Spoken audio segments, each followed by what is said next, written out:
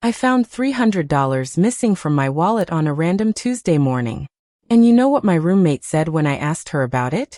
Maybe you spent it and forgot. I believed her. For 4 years. I believed her.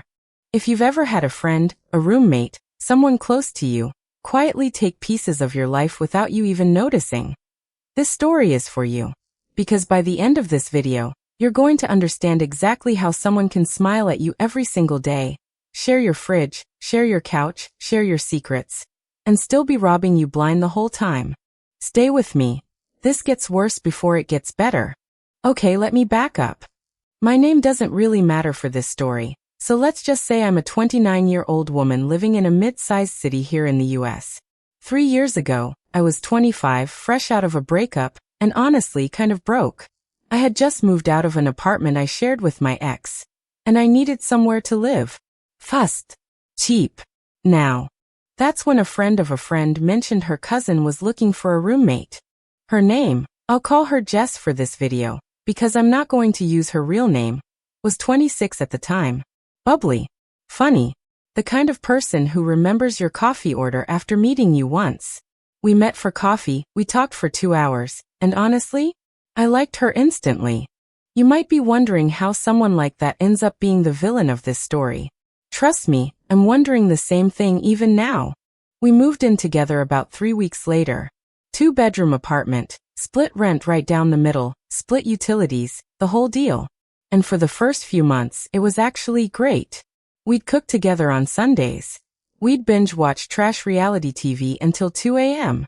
We became real friends, not just roommates who nod at each other in the hallway. I want you to understand that part clearly, because it matters later. This wasn't a stranger. This wasn't someone I barely knew. This was someone I trusted with my house key, my Netflix password, my emotional breakdowns at 1 a.m. This was someone I called family. I never thought I'd say this, but sometimes the people closest to you are the ones who hurt you the most. Not because they're monsters, but because closeness gives people access. And access, if you're not careful, gives people opportunity. At the time, I was working 2 jobs. A 9-to-5 at a marketing firm, and a weekend gig doing freelance graphic design. I was saving up. I had dreams, you know? I wanted to eventually move into my own place, maybe start my own little design studio one day. Every extra dollar I made, I was stashing away. Jess worked retail. Not a bad job, but it didn't pay much. And I never judged her for that. Genuinely, I didn't care what she made. What mattered to me was that we split things fairly and we respected each other's space. Looking back now, I can see the small cracks. The little things I brushed off because I didn't want to believe the worst about someone I cared about. It started small. It always starts small. The first thing I noticed was my makeup. I had this one foundation, kind of expensive, the kind you save up for and treat like liquid gold. I noticed it was getting used up faster than it should have been. I asked Jess about it once casually like, "Hey, have you been using my foundation?" She laughed and said, "No way, I have my own stuff." And I let it go. Because why would she lie about something so small? Then it was little bits of cash. I used to keep spare change and small bills in a jar on my dresser. Nothing serious, just loose money from tips or return bottles, that kind of thing. I started noticing the jar was lighter than it should have been. $5 here. $10 there. You tell yourself things, right? You tell yourself, I probably miscounted. Or, maybe I spent it and forgot. That's the excuse Jess actually gave me the first time I brought it up directly. And honestly, I believed her, because why wouldn't I? We were friends.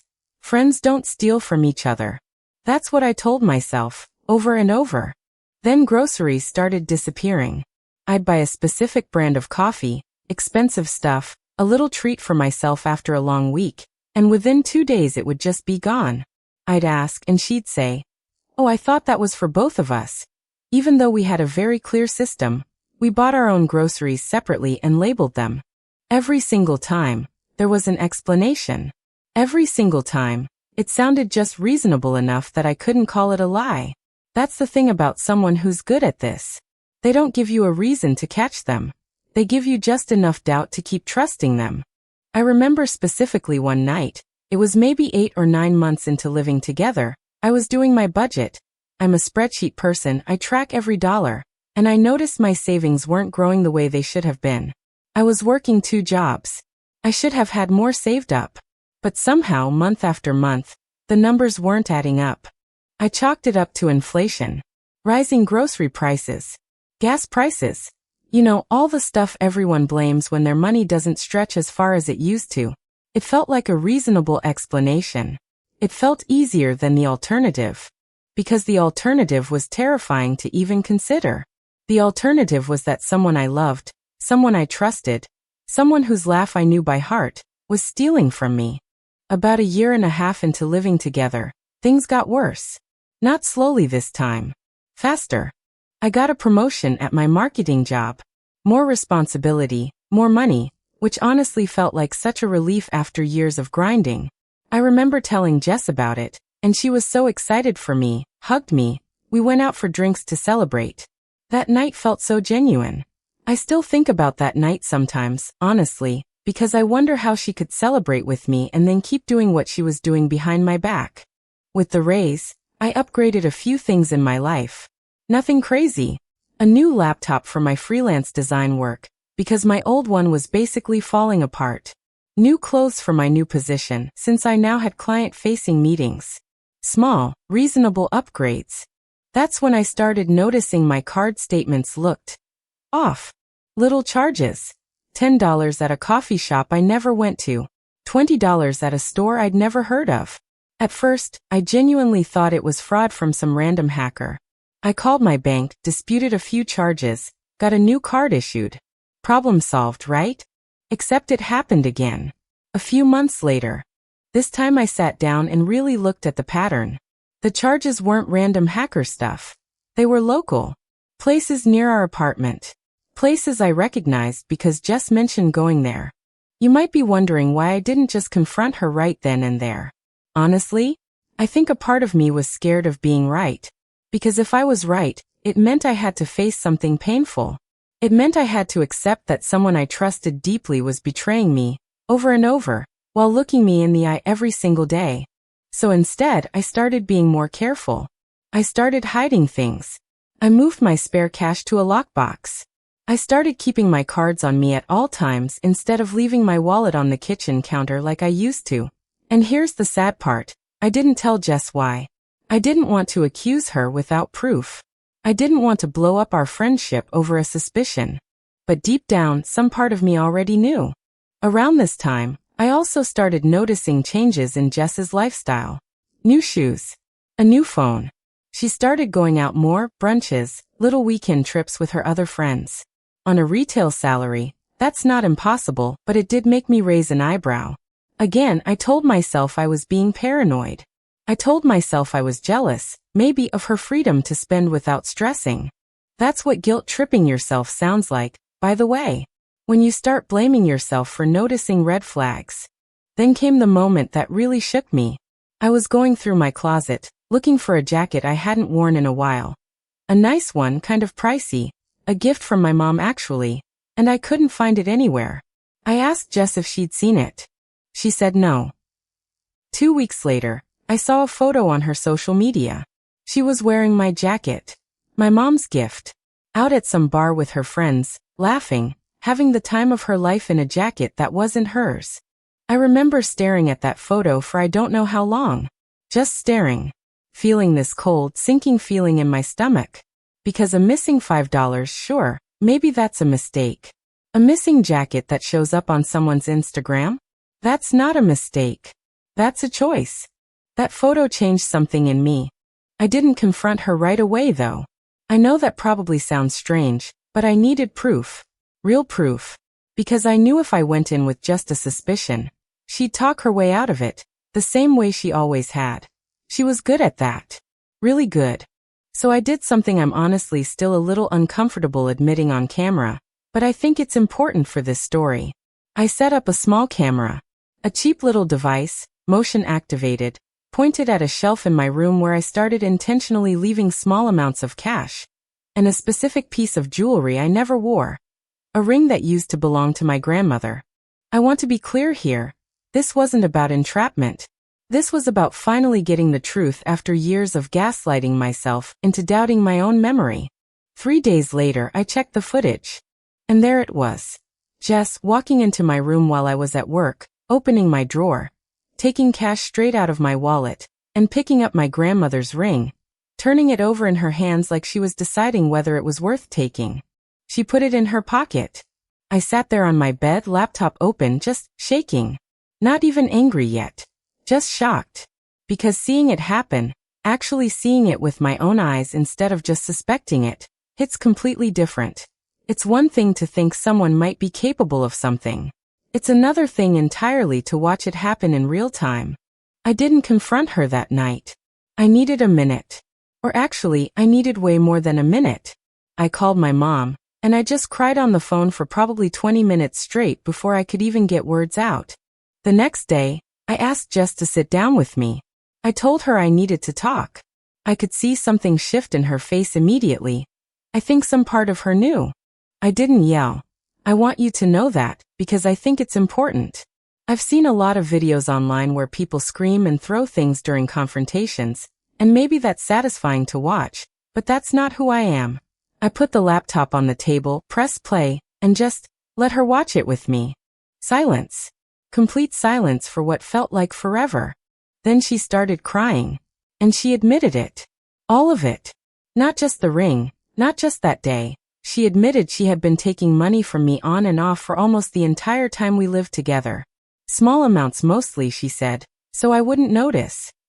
Except sometimes bigger amounts too, when she was behind on her portion of bills, or when she wanted something and didn't want to admit to me that she couldn't afford it.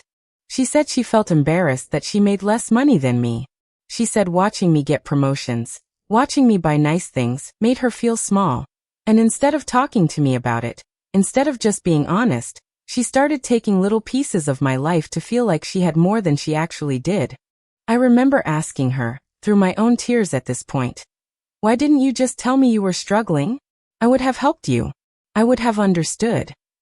And she didn't really have an answer for that. Just more crying. More apologizing. I want to be honest with you about what happened after that, because it's not some perfectly clean, happy ending. I asked Jess to move out. Not immediately. I gave her 30 days because even after everything, I wasn't trying to be cruel. I just couldn't keep living with someone I no longer trusted in my own home. She didn't argue.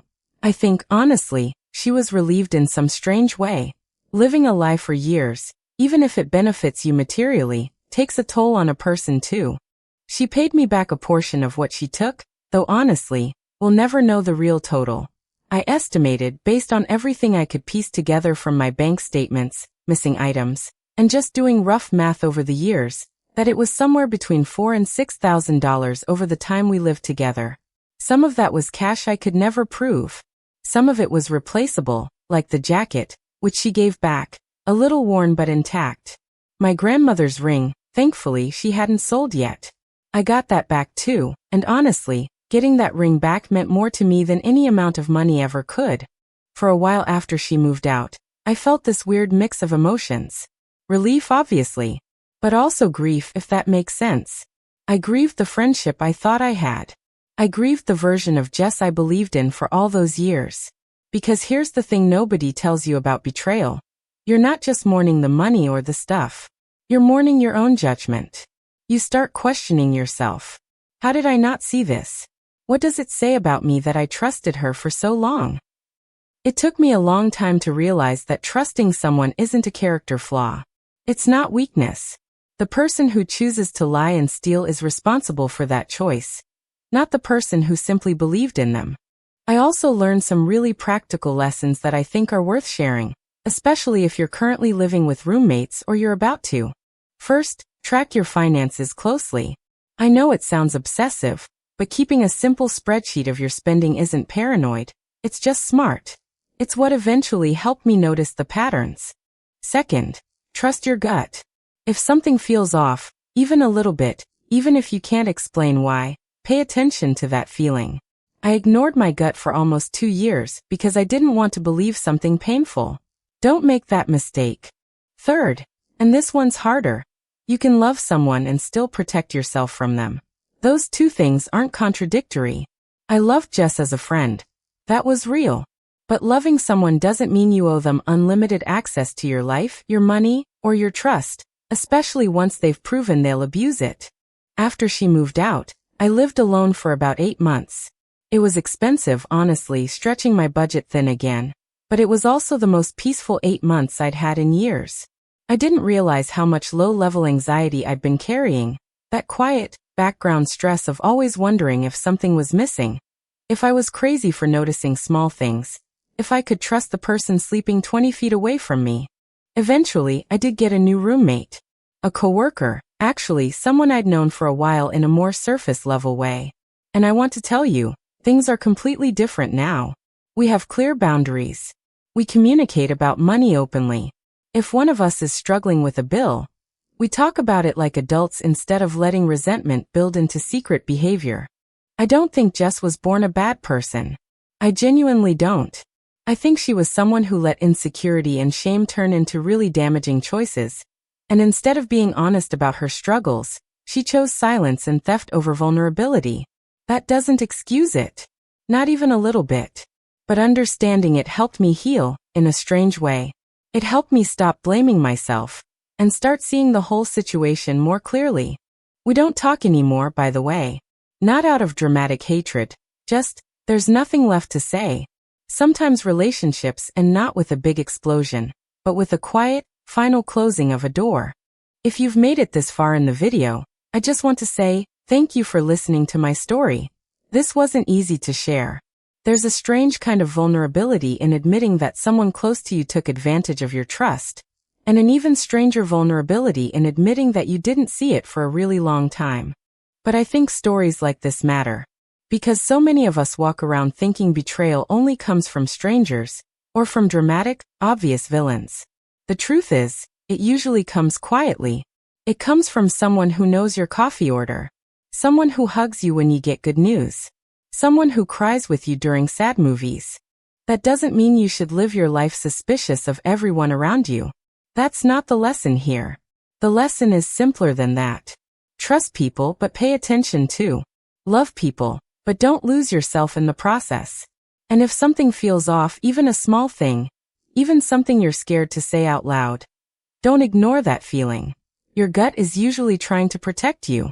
I want to ask you something before you go. Have you ever experienced something like this? Maybe not exactly the same, but a friend, a family member, a roommate, someone you trusted, who let you down in a way you never saw coming. I'd really love to hear your story in the comments. Sometimes just writing it out, saying it publicly, sharing it with people who understand. That's its own kind of healing. And if this video meant something to you, if it made you feel a little less alone in whatever you're going through right now, please consider subscribing.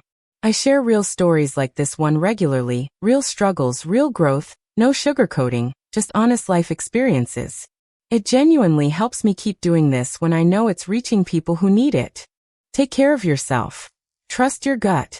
And remember, the people who truly love you will never need to take from you. They'll simply show up, honestly, exactly as they are. I'll see you in the next video.